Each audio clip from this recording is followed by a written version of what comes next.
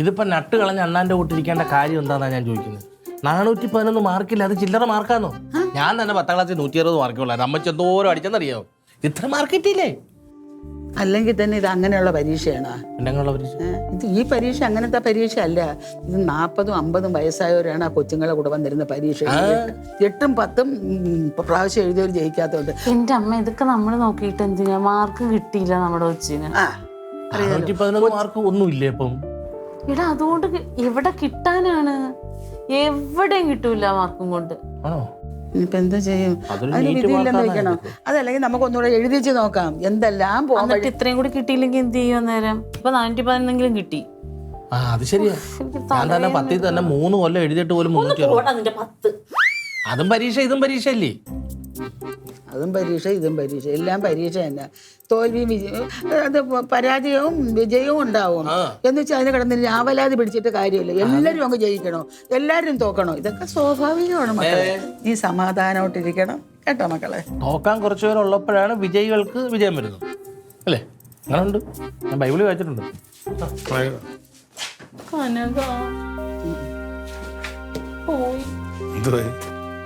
411 മാർക്കുള്ളൂ.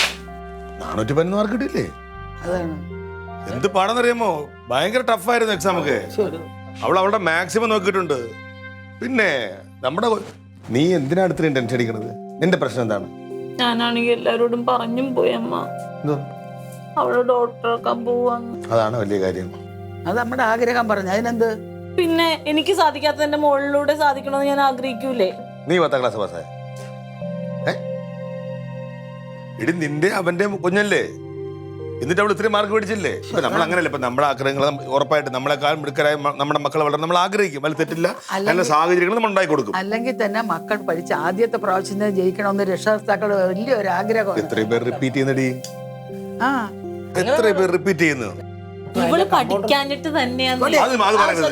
അത് പറയരുത്. നീ ഈ ഫോണ് നോക്കിക്കൊണ്ട് ഇരിക്കുവോ? അവളവിടെ കഷ്ടപ്പെട്ട് പഠിച്ചോണ്ടിരിക്കലായിരുന്ന.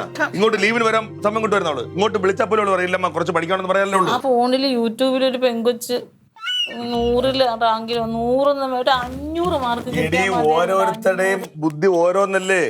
നമ്മൾ 45 പേര് ഒരു ക്ലാസ് ഇരിക്കും. 45 വരെ ബുദ്ധിയാണ്. ചിലർക്ക് പെട്ടെന്ന് വായിച്ചാൽ മനസ്സിലാവും, ചിലർക്ക് എത്ര വായിച്ചാലും മനസ്സിലാവൂല.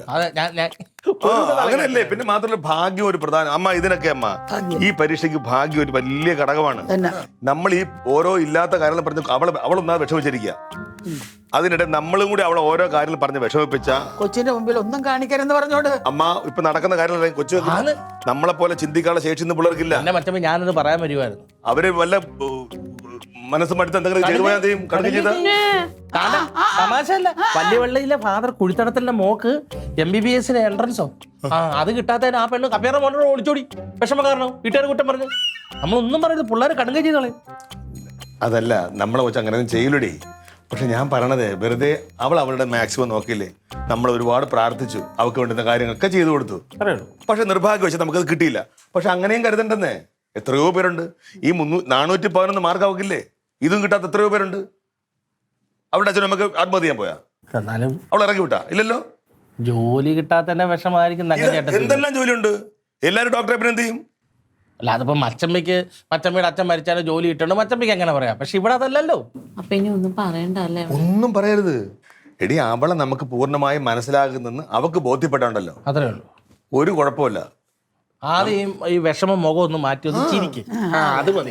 സീരിയല്ല പെണ്ണുങ്ങളുടെ കൂട്ടി ചിരിച്ചോണ്ട് അങ്ങ് നിൽക്കുക. നമുക്ക് റിപ്പീറ്റ് ചെയ്യാം. മനസ്സിലായില്ലേ? ഇനി അതല്ലെങ്കിൽ തന്നെ ഡോക്ടർ അതിന്റെ വേറെ എന്തെല്ലാം ഉണ്ട്. വെറ്ററിനറി ഉണ്ട്, ഈ പറഞ്ഞ പോലെ ആയുർവേദം ഉണ്ട്, കമ്പൗണ്ടർ ഉണ്ട്, അറ്റൻഡർ. എന്ത് കമ്പൗണ്ടർ ദേവസിച്ചാൽ എത്ര രൂപ ഗവൺമെന്റ് ആശുപത്രി? ഞാൻ വേറൊരു കാര്യം പറയാം. അതല്ല ഇതിന്റെ ഓപ്ഷനാണ് പറഞ്ഞോണ്ടിരിക്കുന്നത്. മറ്റേ അതിന്റെ അത് പോകുന്നില്ല എനിക്ക്. ആൾക്കാരുടെ മുഖത്ത് ഞാൻ എങ്ങനെ നോക്കും? നോക്കണ്ട. ആൾക്കാരാണ് ചെലവിനെടുത്ത് നമുക്ക്. അത് തന്നെ. ഇവിടെ ഒരു അഭിപ്രായം എടുക്കാൻ നമ്മളുണ്ട്. കാര്യം പറഞ്ഞ എന്തിനാ? അല്ല ആൾക്കാരാണ് ഫീസ് കൊടുത്തത് അല്ലല്ലോ. ഈ എഴുതിയ പിള്ളേർ എല്ലാരും ജയിച്ചാ? നീ നിനക്ക് എന്തെങ്കിലും വിഷമോ സങ്കടമോ ഇതുപോലെ ഞങ്ങളുടെ പറഞ്ഞാൽ മതി.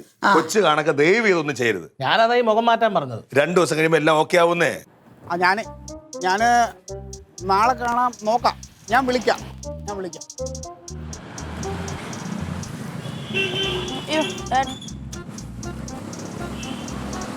അതെ, നിനക്ക് ഇഷ്ടപ്പെട്ട കട്ട്ലറ്റൊക്കെ ഇരിപ്പുണ്ട്, കഴിച്ചാലോ? എന്നാ പിന്നെ ഒരു ജ്യൂസ് കുടിക്കാം. അല്ല എനിക്കൊന്നും വേണ്ട, എനിക്ക് എങ്ങനെയാലും ഒന്ന് വീടെത്തിയാൽ മതി. എന്നാ പിന്നെ ഒരു ചായ കുടിച്ചിട്ട്. ഡാഡി കുടിച്ചോ? ഞാൻ ഇനിയിപ്പോൾ നടന്നു പോവാം. ഡാഡിക്ക് എപ്പോൾ വേണേലും കുടിക്കാമല്ലോ, നിനക്ക് വേണമെന്നല്ലേ ചോദിച്ചത്. എനിക്ക് എങ്ങനെയാലും ഒന്ന് വീടെത്തിയാൽ മതി, തലവേദന. എന്നാലേ നമുക്ക് ആ ഹിന്ദിക്കാരൻ്റെ അടുത്ത് പോയിട്ട് ഒരു കറി കുടിച്ചാലോ? വേണ്ട ഡാഡി, വീട്ടിൽ പോവാം. നീ എപ്പോഴും പറയാറുള്ളതല്ലേ ഡാഡി അവിടെ നിന്ന് വരുമ്പോൾ കരുക്ക് മേടിച്ചോണ്ട് പറഞ്ഞേ, നമുക്ക് അവിടെ നിന്ന് ഒരു കരുക്ക് കുടിച്ചിട്ട്. ഡാഡിക്ക് വിശക്കുന്ന ഡാഡി പോയി കുടിച്ചോ? ഡാഡിക്കൊന്നും വേണ്ട, ഞാൻ നടന്നു പോയിക്കല്ലോ, ഇവിടെ എത്തിയില്ലേ. നിനക്ക് വേണമെങ്കിൽ. എനിക്ക് വേണ്ട, എനിക്ക് വീട്ടിൽ പോകണം.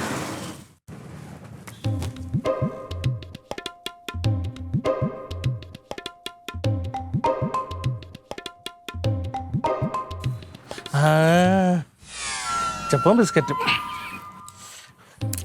ഞാനുണ്ടല്ലോ.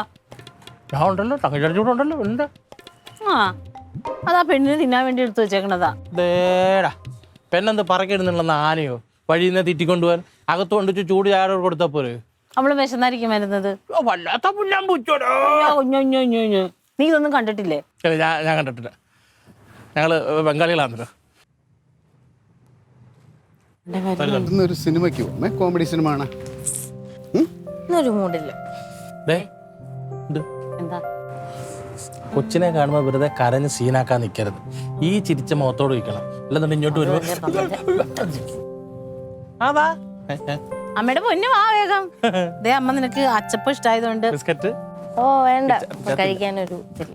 പിന്നെ വാ. അല്ല, ഞാൻ ഡ്രസ്സ് മാറിയിട്ട് വരാം, ഇത് ഭയങ്കര ചൂട്. പോരാ. എന്തിങ്ങനെ ഒരു കുച്ചാത്തി? ഞാൻ വഴിനീളെ അവൾക്ക് ഇഷ്ടപ്പെട്ട ആ കട്ട്ലറ്റ് മേടിച്ചു കൊടുക്കാന്ന് പറഞ്ഞു. അത് വേണ്ട. ജ്യൂസ് വേണമെങ്കിൽ അത് വേണ്ട. എന്നാൽ ചായ കുടിക്കുക, അത് വേണ്ട. കരുക്ക് മേടിച്ചു കൊടുത്ത് വരാന്നിട്ട് ഒന്നും വേണ്ട. മനസ്സിന് വിഷമമുണ്ടാവും. അതൊന്നുമല്ല ഇപ്പൊ പ്രധാന പ്രശ്നം വേറെയാ. പിന്നെ പ്രശ്നം എന്താന്ന് വെച്ചാല് കനകം പറഞ്ഞപ്പോൾ അതിനെക്കുറിച്ച് ഓർക്കുന്നത് തന്നെ. ഒരു കാരണവശാലും അവളോട് നമ്മൾ എന്ത് പറ്റിയെന്ന് ചോദിക്കാനോ അല്ലെങ്കിൽ നമ്മളുടെ വിഷമം കാണിക്കാനോ ഒന്നും നിൽക്കരുത്. പെണ്ണിന് മനസ്സിന് വിഷമം തട്ടുമെന്ന്. അവൾക്ക് എന്താന്ന് വെച്ചാലേ ഇത്രയും പൈസ മുടക്കി നമ്മൾ പഠിപ്പിച്ചതല്ലേ, അതിൻ്റെ ഒരു വിഷമമുണ്ട്. ചില പിള്ളേരൊക്കെ ഇങ്ങനെ ആത്മഹത്യയൊക്കെ ചെയ്യാൻ പോകുന്ന അങ്ങനെയൊക്കെ കാണിക്കുന്നു. അതുകൊണ്ട് ഒരു കാരണവശാലും ചോദിക്കരുതെന്നാ പറഞ്ഞേക്കണേ. അതല്ലെന്ന്, പിന്നെ അത് അവളുടെ കുറ്റമല്ല. കനകം പറഞ്ഞപ്പോഴാണ് അത് ഓർക്കണത് ഞാൻ. കടാ സത്യം പല്ലിയലച്ച്. അതായത് നമ്മുടെ രണ്ടുപേരുടെയും ബുദ്ധിയല്ലേ നമ്മുടെ മോക്ക് കിട്ടുള്ളൂ. പോലെ ആഗ്രഹിച്ചിട്ടെന്താ? എന്റെ ബുദ്ധി ഉള്ളതുകൊണ്ടാ ഇത്രയും മാർക്കെങ്കിലും കിട്ടിയത്. പിന്നെ അവിടെ നിന്ന് ഇറങ്ങിയപ്പോ കരയും കാണും ചെയ്ത മുത്ത്. കരഞ്ഞെങ്കിൽ കരഞ്ഞങ്ങ് തീരുന്നു. അതല്ല, ഒന്നും മിണ്ടല്ലേ കൊച്ചു. എന്തെങ്കിലും വേണോന്ന് ചോദിച്ചാൽ ഒന്നും പറയണമില്ല. ഇതെല്ലാം പോരാത്തോട്ട് വഴിയിൽ കുറെ വായി നോക്കിയാൽ ആ മോക്ക് എങ്ങനെയുണ്ട് മാർക്കെന്നും പറഞ്ഞിട്ട്. ദൈവമേ, അതാ പറഞ്ഞതിനെ കുറിച്ച് ഓർപ്പിക്കാനേ വേണ്ട. പുറത്തിറങ്ങിട്ട. അതെ, ഒരു നോട്ടം എപ്പോഴും വേണം. കൊച്ചിനെ ഒറ്റയ്ക്ക് അങ്ങോട്ടും ഇങ്ങോട്ടും വിടണ്ട. അച്ഛൻ തൽക്കാലം എങ്ങും പോകണം, ഇവിടെ തന്നെ. ഞാൻ പോണില്ല. പോയാൽ ഓരോരുത്തന്മാരെ ചോദ്യങ്ങളും അത് കേട്ട് തങ്കം കൊച്ചിനെ നല്ലപോലെ ശ്രദ്ധിച്ചോളണം. അവള് ഈ പറഞ്ഞമാതിരി ഇളം മനസ്സാ. നിങ്ങൾ ആദ്യം വിഷമിക്കരുത്, നിങ്ങൾ എപ്പോഴും സന്തോഷമായിട്ടിരിക്കും. അത് വീട്ടിൽ ഏറ്റവും ഒന്നാമത്തെ കരഞ്ഞ് കുളമാക്കും.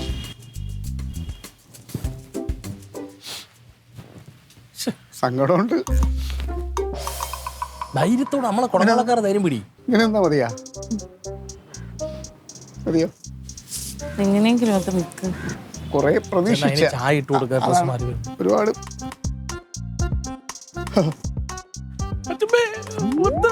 എടാ, ഒരു കണക്കിന് മനുഷ്യല്ല നിയന്ത്രിച്ച് നിൽക്കണം. നീയായിട്ട് വീണ്ടും തകർക്കല്ലേ? എനിക്ക് മനസ്സിലാവും. ഈ നെഞ്ച് മടക്കുന്നവർക്ക് കിട്ടും ചോരയല്ല. ഞാൻ ചിരിച്ച മുഖമായിട്ടൊന്നും നിക്കട്ടെ, ഞാനൊന്ന് നിൽക്കാൻ ശ്രമിക്കട്ടെടാ. ഒരു സൗണ്ട് പോലും വീട്ടിൽ കേൾക്കണം. നീ ഒന്ന് വാടച്ചു മിണ്ടാതില്ല.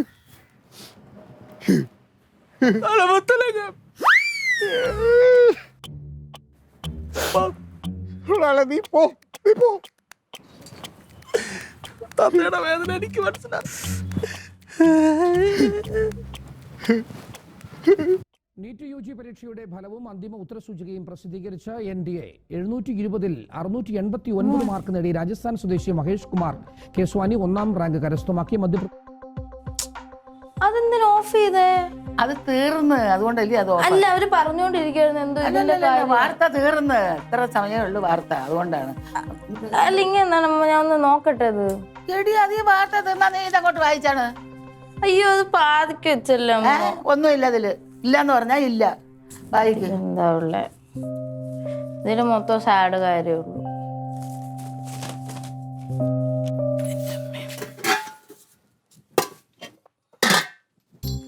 തങ്കം, സുൽചേച്ചി എന്തായി? എവിടെ മുത്തെവിടെ? മുത്ത് കിടക്കുക. എന്തോ റിസൾട്ട് വന്നില്ലേ? റിസൾട്ട് വന്ന്. എവിടെ കൊച്ചിനെ വിളി കാണട്ടെ. മുത്ത് അമ്മയുടെ അടുത്തുണ്ട്. വിളിക്ക്. റിസൾട്ട് വന്നു. പക്ഷേ വിചാരിച്ച പോലെയൊന്നും ഇല്ല ചേച്ചി. ജയിച്ചില്ലേ? ജയിച്ചു 411 മാർക്കേ ഉള്ളൂ. കിട്ടിയില്ലേ? പക്ഷെ അവക്ക് ഭയങ്കര മനപ്രയാസം. ഡോക്ടർ ആവൂലേ? ഡോക്ടർ ആവൂലായിരിക്കും. ഇത്രയും മാർക്ക് കൊണ്ട് എവിടെയും കിട്ടൂല എന്ന് തോന്നുന്നു. അതിനിപ്പോ എന്തിനു വിഷമിക്കണത്? ഇതിപ്പോ വലിയ സംഭവമാണോ? ഇല്ല, കാര്യമൊന്നുമില്ല. വിളി, കൊച്ചിനെ ഒന്ന് കാണട്ടെ. അല്ല, അവളെ ഞാനത് മറപ്പിക്കാൻ വേണ്ടിയിട്ട് അതിനെപ്പറ്റി പറയണേ ഇല്ല. ചേച്ചിനെ കണ്ട അവളിപ്പോൾ അത് ഓർക്കും. റിസൾട്ടിൻ്റെ ആരും അവൾക്ക് പിന്നെ ഒരു ചമ്മലും വിഷമമൊക്കെ ഉണ്ടാവും. പെണ്ണാവ് വർത്താനം കളിയും ചിരിയും ഒന്നുമില്ല. ഇതിനിപ്പോ വിഷമിക്കേണ്ട കാര്യമൊന്നും. ലല്ലു ഇപ്പൊ ഇതൊക്കെ പഠിച്ചിട്ടാണ് ഇപ്പം ശമ്പളം വാങ്ങിക്കണത്. ഇതൊന്നും വലിയ കാര്യമില്ല തങ്കം പറഞ്ഞാൽ മതി അവളോട്, കുഴപ്പമൊന്നുമില്ല. ഞാൻ പറയാം, അവളൊന്ന് ആശ്വാസമായിട്ട് ഞാൻ അങ്ങോട്ട് വിടാൻ കേട്ടോ. വിഷമിക്കണമെന്ന് പറയട്ടെ, കുഴപ്പമൊന്നുമില്ല. ശരി. ഒന്നും വിചാരിക്കല്ലേ. പിന്നെ ഇങ്ങ് വന്നേ, ഒരു കാര്യം കൂടി പറയട്ടെ. ഇപ്പൊ പുറത്തൊന്നും പറയണ്ട, ഇത്രയും മാർക്കുള്ളൂ നല്ലതേ. എങ്ങനെയെങ്കിലും നമുക്ക് ഡോക്ടറാക്കാൻ പറ്റുകയാണെങ്കിൽ ആക്കാലോ. അതുകൊണ്ട് ആരോടും പറയണ്ട. ആരെങ്കിലും ചോദിച്ചാൽ 500 കൂടുതലുണ്ടെന്ന് പറഞ്ഞാൽ മതി കേട്ടോ. ശരി.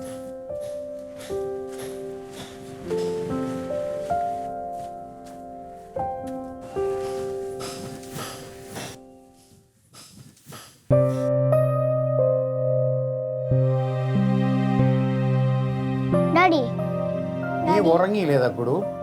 ഉറക്കം പറഞ്ഞില്ല ഡാഡി. മിണ്ടാതെ കണ്ണടച്ച് കിടന്ന് ഉറങ്ങി.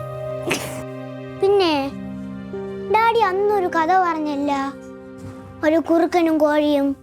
കുറുക്കൻ്റെ പുറത്ത് കോഴിയേറി പുഴ നീന്തി അക്കരെ പോയിട്ട് ബാക്കി എന്തായിരുന്നു? അത് പിന്നെ പറയാം ഞാൻ. ഇപ്പം നീ കിടന്ന് മൂത്രമൊഴിച്ചാ നീ? ഓ, നടക്ക്. എന്തിനാന്ന് അവനവന്റെ മുറിയിലോട്ട് കയറി പോണേന് എന്താ പാട്? അല്ല, കിടക്കാൻ സമയമില്ല, ഞാൻ കിടക്കാൻ പോവായിരുന്നു. ഇവിടെ കിടക്കാൻ പാടില്ല, എന്തോരം സ്ഥലം കിടക്കുന്നു. പിന്നെ നിങ്ങൾ എന്നെ ഇവിടെ നെരിങ്ങയാണ് കിടക്കണേ, ഇനിയിപ്പോ ഞാനും കൂടി ഇതിന്റെ അകത്ത് കിടക്കണം. ഇവിടെ ഒരു നിരക്കമില്ല. എനിക്കൊരു റൂമില്ല, ഞാൻ അതിൽ പോയി കിടന്നാ പോരെ? എടി, തന്തേം തള്ളയാകുമ്പോ മക്കളുടെ കൂടെ കിടക്കാനൊക്കെ ഒരു ആഗ്രഹം ഉണ്ടാവൂലേ? ഞങ്ങൾക്കൊരു ആഗ്രഹം ഇവിടെ നീ കൂടെ ഇവിടെ കിടക്കണം. അല്ലേപ്പാ? എനിക്ക് കിടക്കണം. നീ കിടക്കുമല്ലേ? ഇവിടെ കിടക്കാലോ, നമുക്ക് എല്ലാവർക്കും കിടക്കാലോ. ഇനി ഫുട്ബോൾ കളിക്കാനുള്ള സ്ഥലം ഉണ്ടാവും. മക്കളിങ്ങോട്ട് ഇറങ്ങ. ഞാൻ തറയിൽ കിടക്കട്ടെ വിരിച്ച്? തറയിലൊന്നും കിടക്കണ്ട. കുറച്ചേരം ഇവിടെ കിടന്നിട്ട് രാത്രി എണീച്ച് പോവാ. ഈ രാത്രിയില് മുത്തുവാ. അൻസാറേ, ആ പാർട്ടി കാര്യങ്ങൾ നീ ഇനിയെങ്കിലും ഇത് സ്വസ്ഥ മനുഷ്യൻ കിടക്കട്ടെ. ഞാനൊരു കാര്യം പറയട്ടെ. ഞാൻ രാവിലെ വിളിക്കാം. ഞാൻ രാവിലെ കിടക്കാൻ വന്ന്, അല്ലെങ്കിൽ കുറച്ചു നേരം എണീച്ച് പോവാ. ഞാൻ കുറച്ച് ഒരു 10 മിനിറ്റ് കിടന്നിട്ട് ഇവിടെ വരാൻ മുത്തേ. ഇവിടെ കയറി കിടക്ക്. ഇതെന്താ ഇത്രയും നാളില്ലാത്തൊരിത്? ഇത്രയും നാളില്ലാത്ത ശീലങ്ങളാണ്. ചൂടാണ്. ചൂടിനല്ലേ ഫാൻ കിടക്കുന്നത്. കിടക്കങ്ങോട്ട്, കിടക്കാൻ വഴി ഞാൻ പറഞ്ഞുതരാം. നീങ്ങ് നീങ്ങ്. അമ്മയുടെ മോള് കിടക്കും. ഇവിടെ കിടക്കുവേ. നീ വായി. മക്കളെ ഡാഡി കിടത്തും. എടാ, ഒരുമയുണ്ടെങ്കിൽ ഒലക്കമേലും കിടക്കാൻ. എവിടെ കിടക്കും? നമ്മുടെ മണ്ടേ കിടന്നോളൂ. നീ എന്തിനാ വായി പിടിക്കും? കയറി കിടന്നോ. എന്റെ മോനിന്ന് ഡാഡിയുടെ നെഞ്ചത്താ കിടക്കണം. എന്തോരം കിടന്നൊക്കെ ഇങ്ങനെ. ഇനി നീച്ചിതാകെ ഇനി ഒരു ഫുട്ബോൾ കളിക്കാനുള്ള സ്ഥലമുണ്ട്. പിന്നെ ഇനി 2 പിള്ളേരെ നിനക്ക് ഉറങ്ങിക്കോ. കൈയൊന്ന് മാറ്റം. ഒന്നാതെ ചൂട്. കൈ മാറ്റണ്ട. കൈ എങ്ങനെ ഇരിക്കട്ടെ. വേണമെങ്കിൽ തങ്കം നിന്റെ കൈ അവിടെ നിഞ്ഞതാ. ഇല്ല, ഞാൻ പിടിച്ചിട്ടുണ്ട്. ചൂടെന്ന് ഞാൻ പിടിക്കാം. ഞാൻ കെട്ടിപ്പിടിക്കാം. വേണ്ട, ഞാൻ കെട്ടിപ്പിടിച്ചോളാം. പണ്ട് നിനക്ക് ഓർമ്മ ഉണ്ടാമത്തെ നീ ഇത്ര ഉണ്ടായിരുന്നപ്പോ തണുപ്പ് സമയത്ത് തണുക്കണേന്ന് പറഞ്ഞിട്ട് വന്ന് ഞങ്ങളുടെ ഇടയിൽ വന്ന് ഇങ്ങനെ കിടക്കുമായിരുന്നു. എന്തിതായിരുന്നു. കിടന്നോ? അതേ, ഉറങ്ങിക്കോ. ഇന്നലെ ഡാഡിയുടെ ഒരു ഫ്രണ്ട് ഒരു ഡോക്ടറെ കണ്ടപ്പോൾ ഡോക്ടർ പറഞ്ഞു കുടുംബ ബന്ധങ്ങൾ ദൃഢമാവണമെങ്കിൽ അച്ഛനും അമ്മയും മക്കളും എല്ലാം കൂടെ ഇങ്ങനെ ഒരുമിച്ച് തന്നെ കിടക്കണമെന്ന്. അപ്പോഴേ ആ സ്നേഹം ഉണ്ടാവുള്ളൂ, അത് നിലനിൽക്കുള്ളൂ എന്ന് പറഞ്ഞു. അത് തന്നെയല്ല നമ്മുടെ കുടുംബം എന്തൊരു സന്തോഷല്ലേ, സ്നേഹം. ഇപ്പോഴും കണ്ട നിങ്ങൾ നമുക്ക് കൊച്ചു കുട്ടികളെ പോലെയല്ലേ, ഇങ്ങനെ ഇടന്നോക്കി ഇനി എന്നും ഇങ്ങനെ തന്നെ കിടക്കാം കേട്ടോ. പിന്നെ മക്കൾ എപ്പോഴും തന്തയുടെയും തള്ളയുടെ അടുത്ത് വേണം. പാട്ടുമെല്ലാം പാടണോ ഡാഡി? പാട്ടു പാടി ഉറക്കാം താമര പൂ പൈതലുകളേ.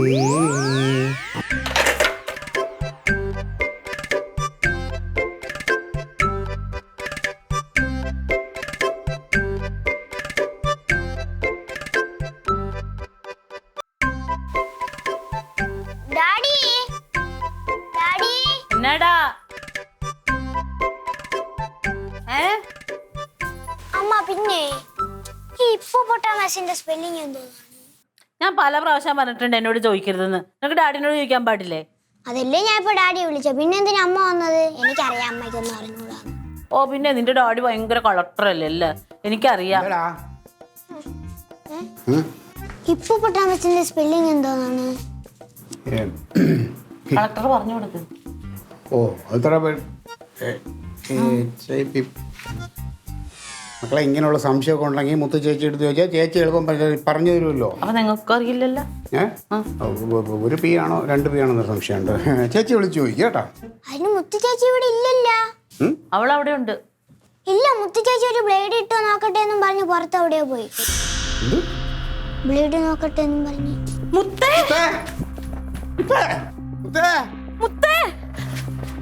എവിടെ പോയി വിളിച്ചു? മുത്തേ അവിടെ ഇല്ലടി.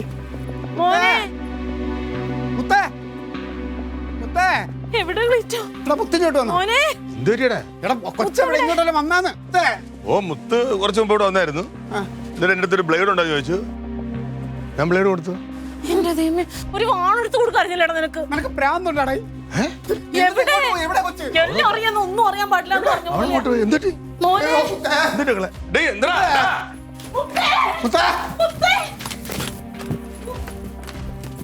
എന്തിനാ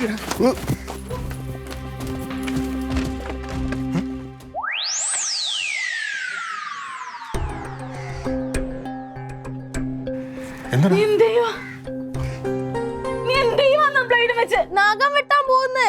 ബ്ലേഡ് വെച്ചിട്ടാ നഖം വെട്ടണ? പിന്നെ നെയിൽ കട്ടർ ഞാൻ തപ്പിട്ടില്ല. പിന്നെ മാമന്റെ അടുത്ത് പോയി ഒരു ബ്ലേഡ് വല്ലച്ചാടി ഒപ്പിച്ച. എന്താ? ഒന്നുമില്ല, നീ മോൻ വെട്ടിയോ.